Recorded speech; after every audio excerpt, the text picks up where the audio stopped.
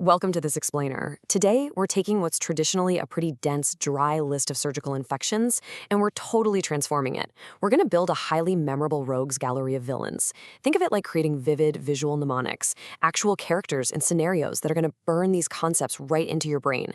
That way you can easily recall them, save your patience, and absolutely crush your vivas.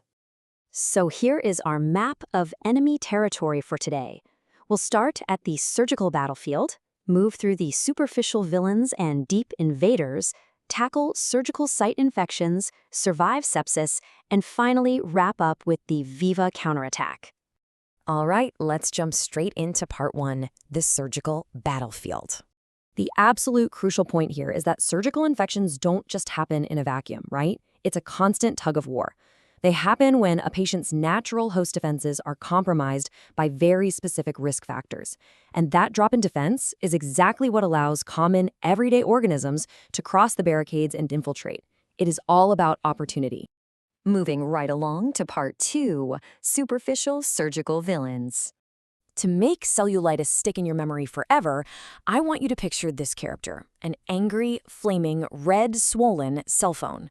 This cell phone villain is incredibly hot to the touch, and just like a really strong cellular signal, its redness and swelling just keep radiating and spreading outwards without any clear defined borders. It's a completely diffuse spreading threat. Now, in stark contrast, meet our next villain, the abscess. Visualize this guy as a highly pressurized, super angry water balloon.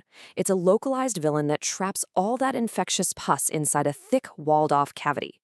If you were to press on it, it feels highly fluctuant, squishy and tense, and it's basically just waiting for the perfect moment to pop. And guys, this brilliantly sets up one of the most classic Viva questions you are ever going to face. The examiner basically wants to know, do you understand the fundamental difference here? You've got the uncontained, spreading, flaming red threat of the cellulitis cell phone on one hand versus the contained, highly fluctuant, walled-off water balloon of an abscess on the other. To round out our superficial villains, we have the furuncle and the carbuncle. Think of a furuncle as the lone wolf, just a single, solitary, angry, infected hair follicle. But if you ever need to remember what a carbuncle is, picture a monstrous villain sitting down for a massive carbohydrate meal, a carbuncle meal. It's made up of dozens of those single furuncles all clustered together, invading way down into the deeper subcutaneous tissue. Okay, things are escalating. Part 3, Deep and Deadly Invaders. Picture this terrifying villain. Gas gangrene.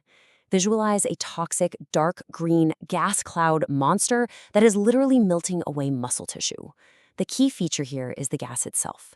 If you press on the skin of a patient dealing with this monster, you're actually going to feel a crackling sensation called crepitus. That's because it's producing gas right under the skin. This one requires immediate aggressive surgical action. Next up, we have tetanus. Imagine a rusty, rigid robot. When this particular robot attacks, it completely short-circuits the patient's nervous system. It locks down the host's muscles in absolute terrifying rigidity. It starts with lockjaw and spreads throughout the whole body. It is a total systemic neuromuscular lockdown. And then there's necrotizing fasciitis. Think of this as a monstrous, flesh-eating menace cruising down a high-speed highway. It travels specifically along the fascial planes deep beneath the skin, rapidly devouring tissue layers as it goes. Because it moves so incredibly fast along these anatomical highways, it is easily one of the most feared acute infections in all of surgery.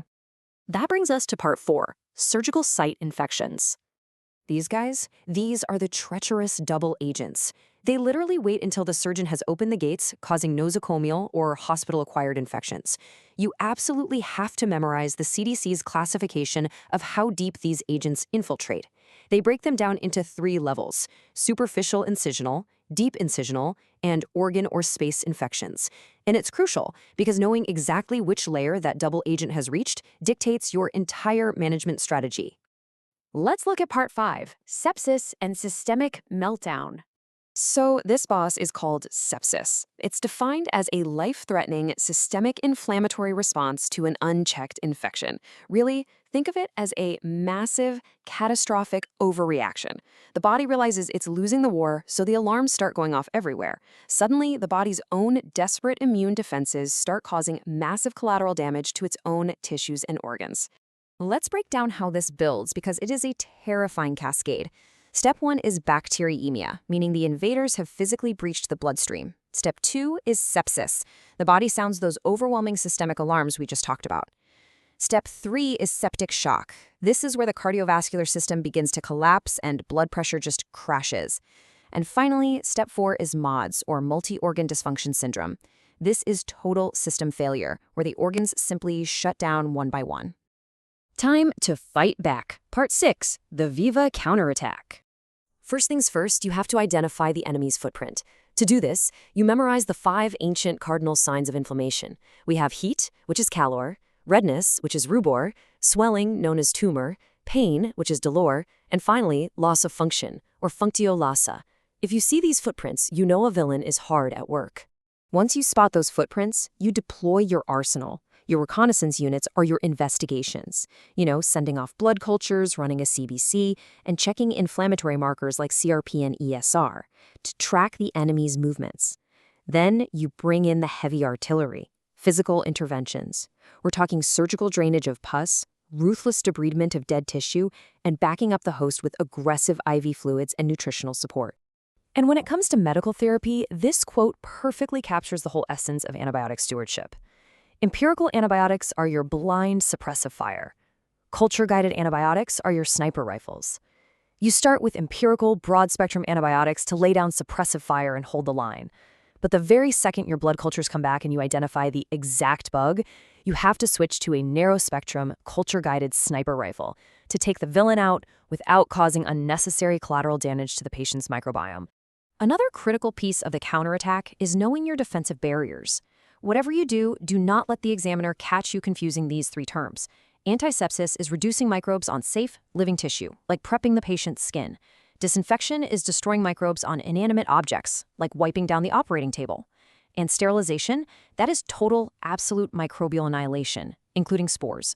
That's what we do to our surgical instruments. You have to know exactly what level of microbial destruction you are deploying. So, let's bring this all together with one final thought. Imagine you're on the ward and you encounter our walled-off water balloon villain, the abscess. Based on everything we visualized today, what is the single most definitive step to defeat it? Think back to that highly pressurized, localized pocket of pus. Is an antibiotic sniper rifle really going to easily penetrate that thick avascular wall? Or do you need to grab a scalpel and physically, definitively drain that water balloon to actually win the battle? I'll leave you to ponder that, but always remember, in surgery, pus must out. Thanks for joining me on this explainer, and I really hope this rogues gallery keeps these concepts firmly locked in your memory.